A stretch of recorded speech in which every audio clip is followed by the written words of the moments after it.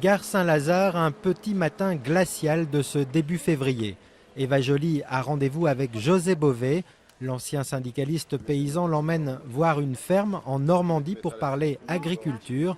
Alors pour l'occasion, la candidate des écologistes a troqué ses célèbres lunettes rouges pour des montures vertes. Une coquetterie très symbolique pour cette femme qui doit parfois justifier son engagement tardif auprès des écolos. Je fais partie des adultes qui ont vécu 1968 et qui, dans les années 70, aimaient aussi beaucoup l'écologie dans le mode de vie, avec le tri sélectif, avec les couches que je lavais par exemple. Ce n'est qu'en 2008 qu'Eva Joly est devenue militante écologiste, un an à peine après que l'ancienne juge franco-norvégienne a décidé de se lancer en politique.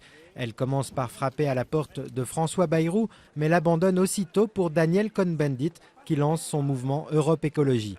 Une conversion éclair qui donne le ton. Eva Joly n'est pas une candidate comme les autres. C'est un mélange curieux en fait, à toupet une arrogance extraordinaire et en même temps une timidité aussi qui fait que elle a peut-être plus de mal à s'exprimer.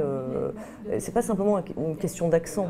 Il y a aussi un stress à parler parfois dans les interviews. Elle sait que les journalistes l'attendent au tournant. Et donc c'est vrai qu'elle gagne vraiment à être connue. Sauf que les Français ne semblent retenir que les mauvais côtés de cette pure autodidacte.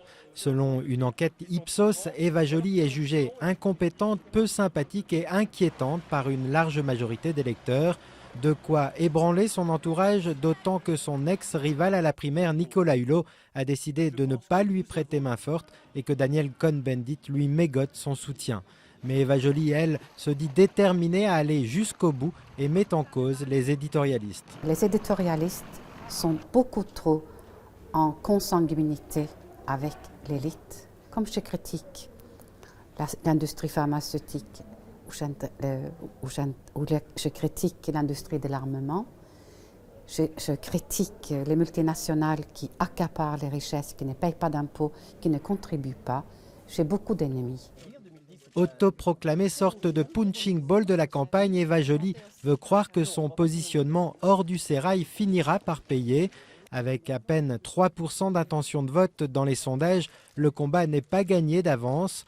Mais évidemment, les sondages, Eva Joly n'y croit pas.